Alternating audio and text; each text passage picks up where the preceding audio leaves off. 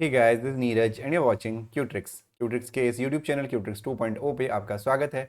और इस चैनल पे हम लोग फिलहाल कर रहे हैं उत्तराखंड डीएलएड की प्रवेश परीक्षा की तैयारी जो 2024 में होने वाली है। आज उस सीरीज का है डे 36 और प्रीवियस ईयर क्वेश्चन हम कर रहे हैं। आज हम लोग करेंगे प्रॉफिट लॉस के जो डिस्काउंट वाला पार्ट है उसके कुछ क्वेश्चंस, 3-4 क्वेश्चंस हम करेंगे। डेली हम लोग 3-4 क्वेश्चंस कर रहे हैं। अभी जब आपका नोटिफिकेशन आएगा तो इस वाली क्लास की लेंथ भी बढ़ेगी और बाकी जो आपके 3 सब्जेक्ट हैं, रीजनिंग है, टीचिंग एप्टीट्यूड है और जीके है, उसकी क्लासेस भी रेगुलर आपकी क्यूट्रिक्स 2.0 पे चलने वाली हैं। तो चलिए शुरू करते हैं आज की क्लास। और क्लास शुरू करने से पहले अगर अभी तक आप लोगों ने चैनल को सब्सक्राइब नहीं किया तो चैनल को सब्सक्राइब कर दीजिएगा। सब्सक्राइब करने के बाद बेल आइकन पर क्लिक करके ऑल पे ज़रूर क्लिक कर दीजिएगा, जिससे जब भी नया लेसन अपलोड होगा आपको तुरंत नोटिफिकेशन मिल जाएगा। तो चलिए शुरू करते हैं आज की क्लास आज के पहले क्वेश्चन के साथ।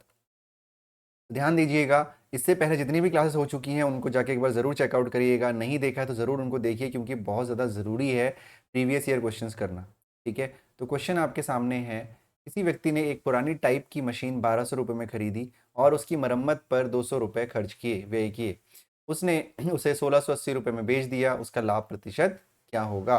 तो देखो, सबसे पहले तो हमें क्या निकालना है? लाभ प्रतिशत निकालना है, यानी प्रॉफिट परसेंटेज हमको निकालना है। तो लाभ प्रतिशत यानी प्रॉफिट परसेंटेज का क्या फॉर्मूला होता है? वो होता है आपका profit upon cost price into 100। अगर मैं हिंदी में बात करूं, लाभ बट्टा क्रय मूल्य गुणा 100। ठीक है, एक पुरानी टाइप मशीन 1200 रुपये में खरीदी और उसकी मरम्मत पर 200 रुपये खर्च किए और 1680 में बेच दी। देखिए, ये बात मैं पहले भी शायद क्लास में कई बार बोल चुका हूँ, आज फिर मैं दोबारा कह रहा हूँ। अगर कोई पुरानी चीज़ आप खरीद के लाते हैं और उसकी मरम्मत पे यानी उसके रिपेयर पे कुछ पैसा खर्च करते हैं, तो जो रिपेयर पे किया हुआ पैसा है, खर्च किया हुआ पैसा है, वो भी आपके क्रय मूल्य यानी कॉस्ट प्राइस में जुड़ता है। सिमिलरली, अगर मार्केट से आप कोई नई चीज़ खरीदते हैं और उस नई चीज़ को खरीदने के बाद उसको आप ट्रांसपोर्ट करके घर तक लेके आते हैं और ट्रांसपोर्टेशन में जो पैसा देते हैं वो भी आपके क्रय मूल्य और कॉस्ट प्राइस में जुड़ता है। तो यहाँ पे जो आपका क्रय मूल्य होगा यानी जो कॉस्ट प्राइस होगा वो होगा 1200 प्लस 200 यानी 1400 रुपीज़।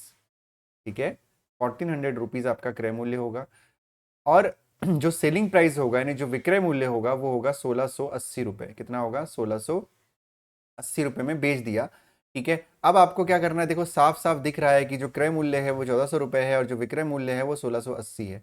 यानी जो प्रॉफिट हुआ है वो हुआ है 280 रुपये का। यानी 1680 में से 1400 माइनस करेंगे, 280 आपका आ जाएगा। कितना आ जाएगा? 280। ठीक है, 280 हो गया आपका प्रॉफिट।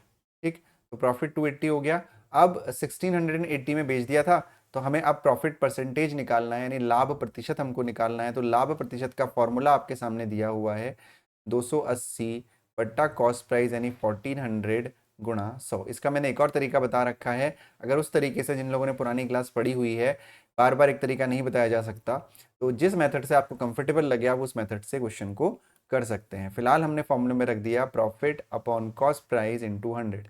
तो अगर आप ध्यान से देखेंगे तो ये 2 0 से हम ये 2 0 काट सकते हैं। 14 से इसको कट कर देंगे, 14 टू यानी 20, यानी 20% आपका आंसर होगा। यानी जो फायदा हुआ है वो आपको 20% का हुआ है। कितने का हुआ है? 20% का फायदा हुआ है। ठीक है, जो दूसरा तरीका है, दूसरा तरीका भी चलो मैं फिर से बता दे रहा हूँ अभी फिर से। जैसे दूसरे तरीके में कॉस्ट प्राइस को हम 100% मानते हैं, 100% कॉस्ट प्राइस मानते हैं। तो यहाँ पर जो आपका 1400 है वो आपका 100% के इक्वल है।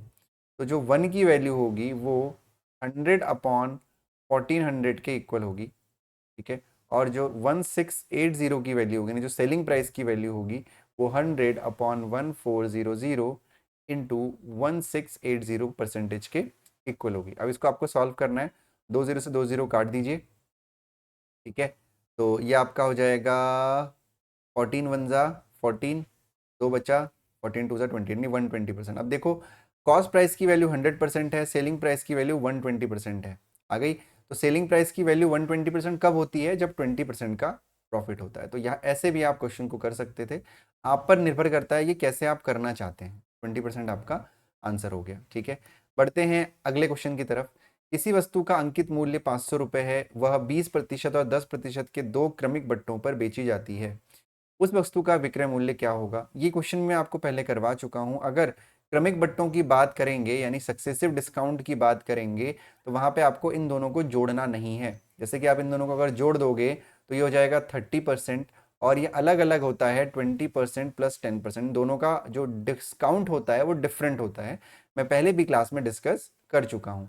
तो इस क्वेश्चन को करने के लिए सबसे आसान तरीका जो है वो मैंने आपको बताया, अंकित मूल्य है 500, 20% डिस्काउंट का मतलब है 80% निकालना। यानी पहले इसका 80/100 निकाल दीजिए, ठीक है, एक वैल्यू आ गई। फिर उस पूरी वैल्यू का, यानी इस पूरी वैल्यू का 10% डिस्काउंट का मतलब है 90/100 निकाल दिया। तो 2 जीरो से 2 जीरो कट गए, ये 2 जीरो से ये 2 जीरो कट गए, तो ये आपका हो गया 8 9 ज़ा 72 और इंटू 5, ठीक है। तो ये हो जाएगा 360, यानी 360 रुपये आपका आंसर होगा। वो है आपका ऑप्शन नंबर सी, है ना।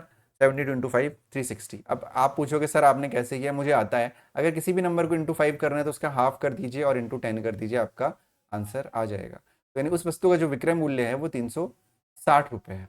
इस क्वेश्चन को करने का और भी तरीका हो सकता था। जो क्रमिक बट्टों का एक फॉर्मूला होता है वो होता है plus minus x plus minus y plus minus x y upon 100।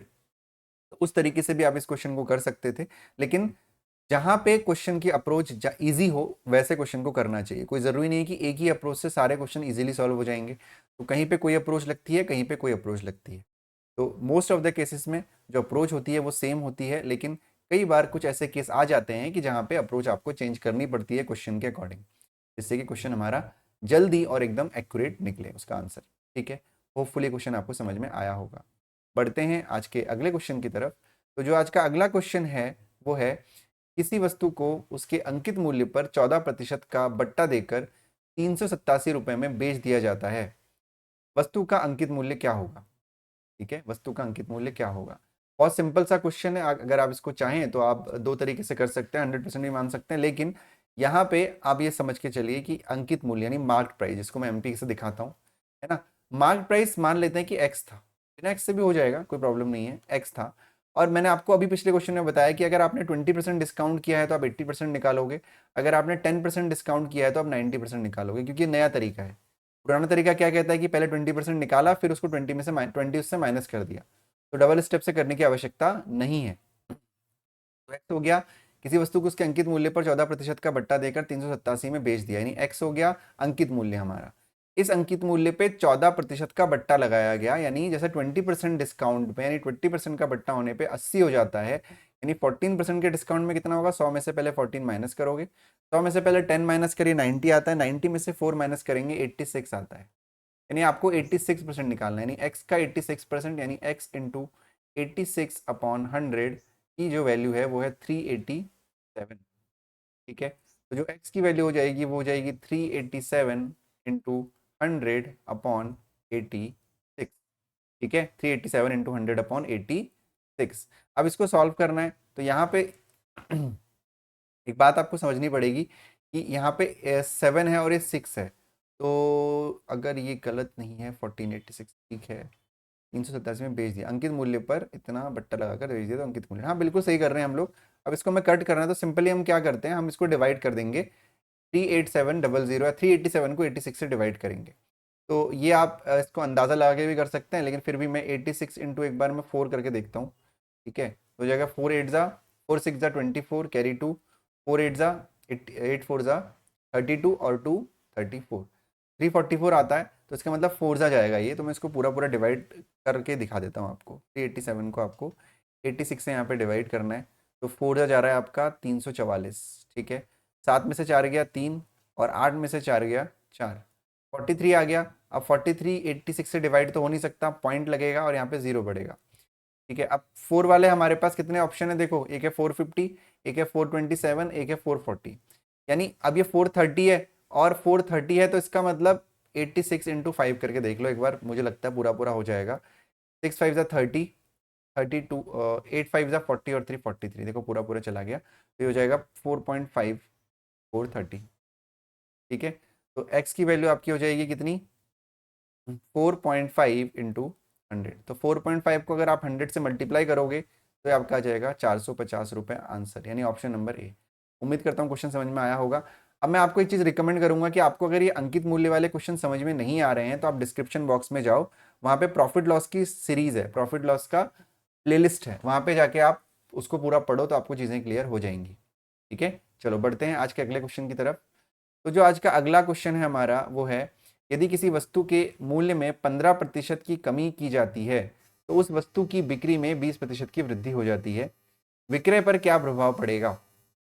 अब ऐसे क्वेश्चंस में हालांकि आप इसको 100 एज्यूम करके भी कर सकते हो, लेकिन बहुत कॉम्प्लिकेट हो जाता है, बहुत कंफ्यूजन क्रिएट हो जाता है। तो ऐसे क्वेश्चन में, मैंने ये क्वेश्चन पहले भी आपको किसी न किसी क्लास में आया होगा, जहाँ पे 2% दी हुई है। अब 1% कोई भी हो, लैंग्वेज कुछ भी हो, जैसे यहाँ पे एक बड़ा एक कम हुआ दे रखा है, लैंग्वेज कुछ भी हो, लेकिन 2% है, एक जगह पे परसेंटेज की कमी और दूसरी जगह वृद्धि होती है, या दोनों में कमी होती है, या दोनों में वृद्धि होती है। तो उस केस में आपको एक फॉर्मूला लगाना है, जहां पे परसेंटेज कमी या वृद्धि वाला, यानी परसेंटेज इंक्रीज और डिक्रीज वाला कंसेप्ट लगता है, वहां पे आपको एक फॉर्मूला लगाना है। वो फॉर्मूला होता है plus minus x plus minus y plus minus x y upon 100। ठीक है, तो प्लस माइनस एक्स, यही फॉर्मूला आपका उसमें भी लगता है सक्सेसिव डिस्काउंट में, है ना, क्रमागत बट्टा जिसको कहा जाता है। तो अब क्योंकि ये डिस्काउंट, ये 15% की कमी है, तो इसका मतलब एक्स की जगह आ जाएगा माइनस का 15। फिर है 20% की वृद्धि, तो इसका मतलब प्लस का 20। वृद्धि के लिए आप प्लस यूज करोगे और कमी के लिए माइनस यूज करोगे। फिर जो प्लस माइनस है वो इन दोनों का मल्टीप्लाई करना है, तो इन दोनों के सिंबल पे डिपेंड करेगा, क्योंकि प्लस और माइनस माइनस होता है तो यहाँ पे माइनस आ जाएगा। और 15 दूनी 30 यानी 300 अपॉन 100 आपका ये हो जाएगा। 2 0 से 2 0 कट गए, तो यहाँ पे ये आपका हो जाएगा -15 प्लस 20 माइनस का 3, तो हो जाएगा 20 माइनस 18 यानी 2% प्लस का। यानी प्लस का 2% अगर आया है तो इसका मतलब, मैंने प्लस पहले ही बताया, वृद्धि यानी 2% की वृद्धि, यानी ऑप्शन नंबर ए आपका आंसर होगा। तो ये याद रखिएगा, जहां पे भी 2% आ रही है, दोनों में कमी हो रही है, दोनों में वृद्धि हो रही है, या एक में कमी एक में वृद्धि हो रही है, तो आपको सीधे ये फॉर्मूला लगाना है, तो आपका टोटल ओवरऑल कितना जो है प्रभाव पड़ रहा है वो आपका आ जाएगा। ठीक है, चाहे लैंग्वेज कुछ भी हो, इस बात का आपको ध्यान रखना है। ठीक है, क्लियर है।